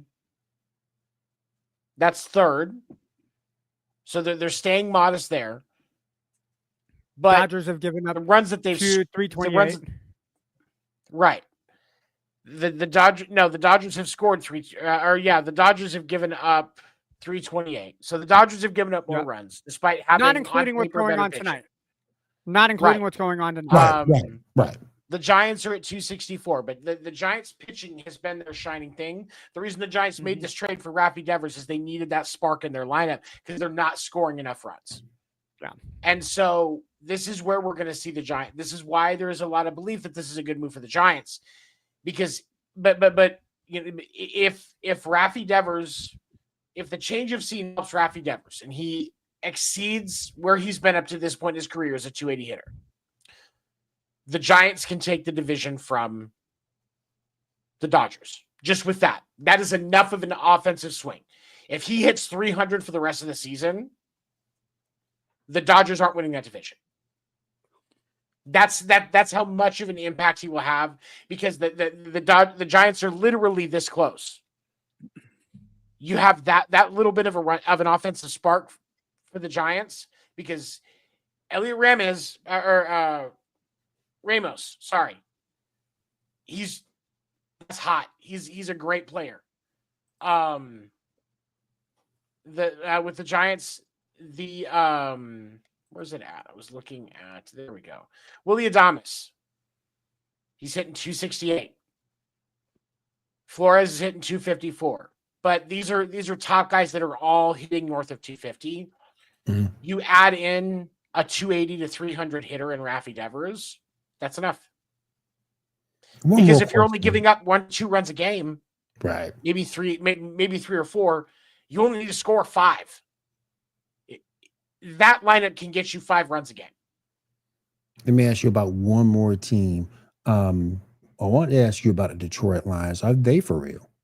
Detroit Tigers? The Tigers. Detroit Lions. Easy to say because it's My Lions, fault. Tigers. I was getting ready to Bears. say, It don't matter. Bears. It don't matter. It don't matter. But no, Lions, Tigers, Detroit. It don't matter. Detroit actually recently took a huge blow. I know I mentioned it a little bit last week on podcast named Deferred. But the Detroit Tigers recently found out that their young, hot pitcher, Jackson Jobe, is going to have and needs to have and has had it now, season-ending Tommy John surgery. Jackson Jobe will not be back before the All-Star break next year. Realistically, I don't know that he's back before the end of next season. Oh, I say It's possible if they make a playoff run, he's back. Yeah, it's possible if they make a playoff run, he's back by the end of next year. But I if he doesn't make it back, I won't be surprised. He was doing really well for Detroit. Now, to their credit, Tarek Skubal has a 1.99 ERA. Casey Mize has a 2.9 ERA. Jack Flaherty is just above 4. Kader Montero, 4.2. Reese Olson is a 2.96. Their entire starting rotation is tight. They have a chance to I think they still win the division. I do think they still win the AL Central, but I don't know that they're going to finish as the best team in the American League. I think that the Yankees will have the ability to press them for that before the end of the season. Unless Minnesota or Cleveland turns it around, I agree. Because Minnesota would have to. The problem with the AL Central, I mean, all the teams are not playing great right now. The Tigers are the best team in the last 10 games. They're 5-5. Everybody else is either 4-7. The White Sox are playing the second best baseball right now. In the AL Central. I'm not saying the Royals, and they're on a 5-game losing streak. Yeah, the Royals are on a 6-game losing streak, 2-8 in their last 10. Cleveland Guardians are 2-8 in their last 10. They've lost their last 3. And even the Twins are 2-8 in their last 10, lost their last 4. So the Tigers, I don't think the Tigers will have anything to worry about in the AL Central, barring a complete catastrophe. But yeah, I mean, losing pitching like that, you got to hope that people pick up. Yeah. Well, and here's the thing. For me, the struggles of the AL Central are positive because as a Red Sox fan, really right now, when we look at the standings, the Red Sox going into tonight, the Red Sox are only half a game out of a wild card slot. Mm-hmm. And the team that has the third wild card slot right now is you've got Toronto's actually about 2 games ahead of Boston. Tampa Bay is Tampa 38 and 33. So the Mariners, Boston, who is currently up 2-0 at the top of the 8th to the Mariners, with a win tonight, have taken that third wild card slot for the American League, which is going to be hugely motivating for everybody, considering everything that's gone on with Rafi Devers. So, and just like it was said in the chat earlier, Boston needs to go 6-3 on this road trip. Yes. And here's the thing: it's three-game sets against the Mariners, the Angels, and the Giants. Because it's Mariners this series, the Mariners, next series, the Giants. Then we do the Angels after that before we go home. No, you're right, Chompin. It's a solid. The Detroit has a solid rotation. To the Giants. New York is why do y'all think there hasn't been a lawsuit over the name?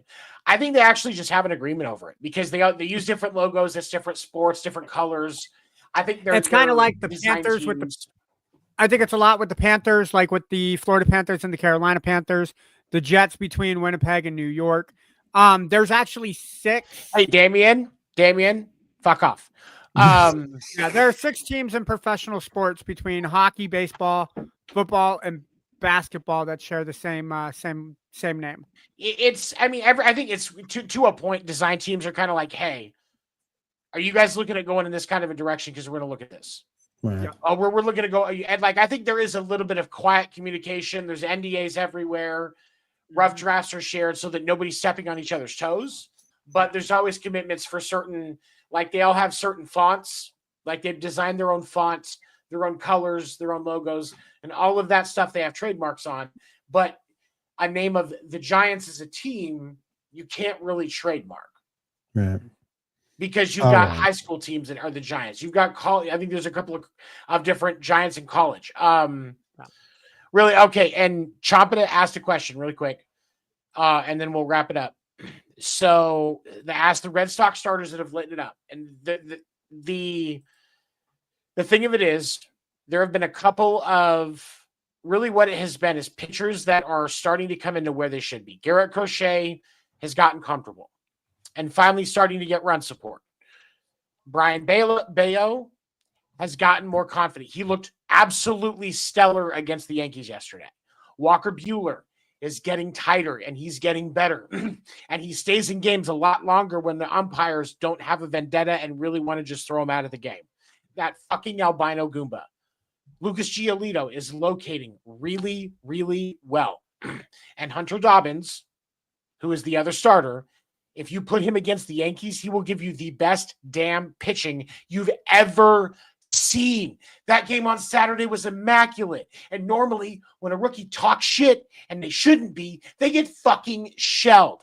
He shut down Aaron Judge 3 times. The only other Red Sox pitcher that did that this weekend, Garrett Crochet, who struck him out 3 times. And Garrett Crochet is one of the best pitchers in baseball. So what it is the offense and the pitching are firing at the same time for a change. And that has helped Boston do well. Now, obviously, the distraction of Rafi Devers has caused a problem.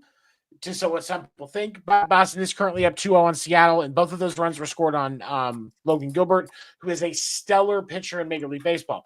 By the way, bold prediction that I forgot to say earlier. Ando's not going to like this. Either Logan Gilbert or either Logan Gilbert or Luis Castillo is going to be on the plane going with Boston going to Los Angeles. I like Gilbert. Gilbert's been around a little longer, but he just came off in the offseason.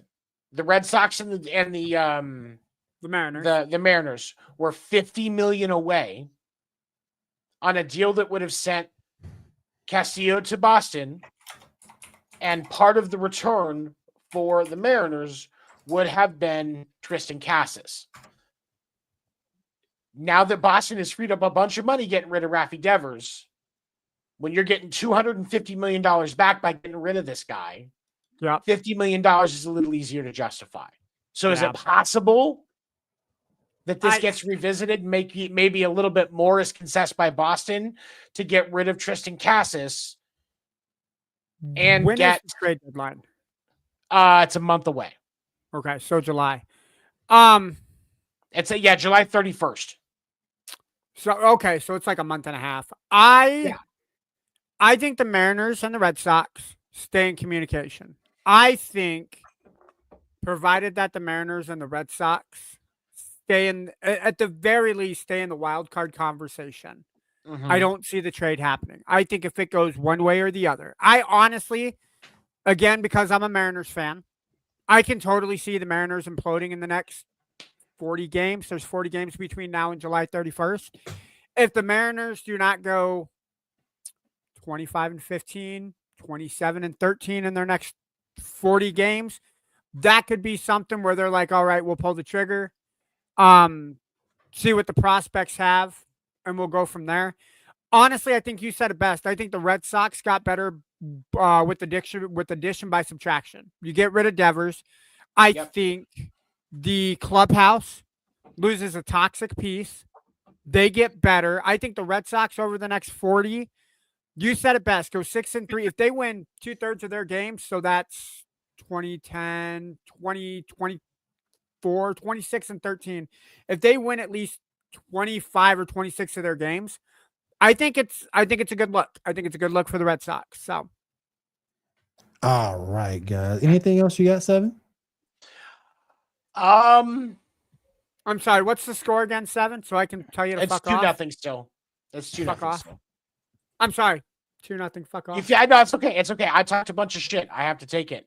Okay.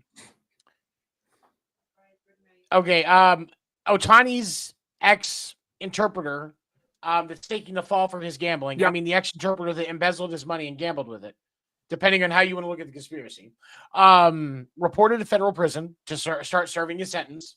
Let's see. And then there was...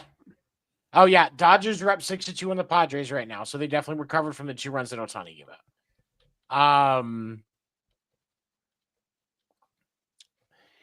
And then, I was just going to talk about the no-hitter at the Men's College World Series. Gage Wood, 19 strikeouts.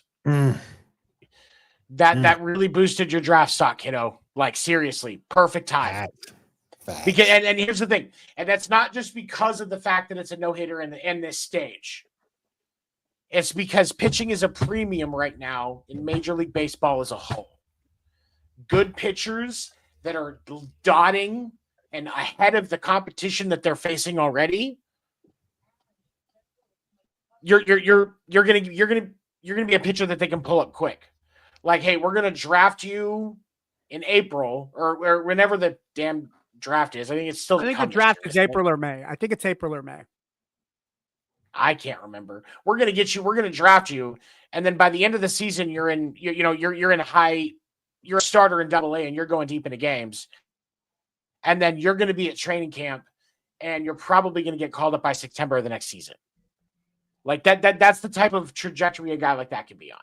And especially because he's pitching college ball, he's not super young. He's probably 19, 20 years old. He threw what, 20 or he threw 119 pitches today as a 20-year-old to be able to go that length. Yeah. Well, but one of the questions will be, and this is something that people are going to be shocked by me saying this, but it's the truth. One of the questions the scouts are going to ask on a kid like this that's throwing like that is, has he already had Tommy John surgery? Yeah. Because if he hasn't, then at some point in the next 5 years, it's coming and you're going to lose him for a season. That could potentially drop his value a little bit if he's already had it. And what's crazy is there's so many parents that are just having their kids get it done in high school. You miss your sophomore season, you get a Tommy John in, and you're going to a private trainer and you're rehabbing and stuff. And by that time, you're pitching your junior year. Yeah. Like that, it's happening more and more just as an elective procedure. I don't condone it. Let's be fucking clear. I don't condone that shit. But it's happening. So if he's like a college pitcher, he's probably 19, 20 years old. If he wasn't one of those kids, you're looking at not being able to make him pro until after his Tommy Johns happens, which hopefully happens in the minors. And he's like 21, 22. And by the time he's 23, still gets full prime. Right. But it sucks that's where you have to go as a pitcher now. But also, is his stuff going to translate at the major league level, or is he going to end up being a reliever? Because 90% of the guys that pitch in Major League Baseball today were starters at the college and minor league level. They just became a reliever when they got to the pro. When they got to the majors. You don't get called up as having just been a career reliever. You started and then became a reliever out of necessity. Yeah. All right. Choppy, you're right on this. You are 100% right on this. And the recovery is half the time that it used to be too. Which is crazy. Modern medicine is amazing. All right. Yep. I want to say thank you. Hey, we are way over time, guys. I want to say thank you for everybody coming out here. I want to thank everybody on the panel. I want to thank the Player versus Team guys for coming through. As always, I want to thank everybody with Wide Network for joining us tonight. We do appreciate it. Don't forget to check out Podcast Name Deferred. 7, give us all the info about Podcast Name Deferred, my friend. Podcast Name Deferred, Wednesday, 10 p.m. Eastern on all Wired to Wire Sports socials. You can also catch the most recent episodes since we started going live on Spotify. Just search Podcast Name Deferred. Part of the Wide to Wire Sports social network. Wide to Wire Sports, we definitely appreciate you. All right. And we will see you guys again next week right here on the Sports Report Podcast. Everybody have a great week. Have a safe week and take care. Hey, and Ando, just so you know, is Bauer. Oh, Trevor Bauer. Got it. All I heard was hour, and it's like, what? And then because you said it, I can piece it together. Yeah, no, it's Trevor Bauer. That's why it's called Bauer Budgets.